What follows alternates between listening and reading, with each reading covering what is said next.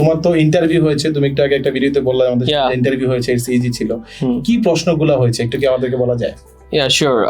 ফার্স্টে ওয়ার্নিং থাকে একটা, ওয়ার্নিংটা অনেকে মেস আপ হয়ে যায়, যেটাতে সবার একটা প্রবলেমের কারণে আমি নিজে দেখছি, লাইক ওদের একটা ওয়ার্নিং থাকে that in this video we're gonna record the full video and if you take any assistance we'll write it down and after that it will gonna affect your visa process.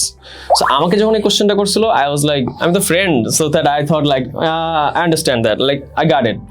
Then ওই set থেকে আমি ফ্রেন্ডের সাথে কথা বলছি, বলছে can you please repeat that sentence. তারপর আমি রিপিট করছি, বাট অন্য স্টুডেন্টরা এটা রিপিট করতে গিয়ে তারপর ওদের কোশ্চেন করছে so you telling me that you have memorized the whole sentence? Then they were like yes, I memorized it. And guess what? After that, they said that thank you, you can leave. আচ্ছা, So এটা করা যাবে না। এটা না করে same to same এটা বলতে হবে না, I haven't memorized it. I have just heard this sentence from you and then I repeat that yeah, I understand that. And if I talk about that, কি কোশ্চেন করবে? Easy questions.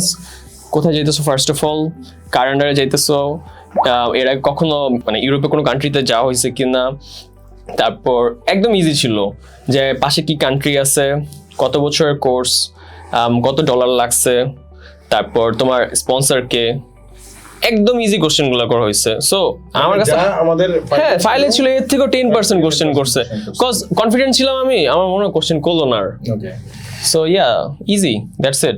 Thank you very much.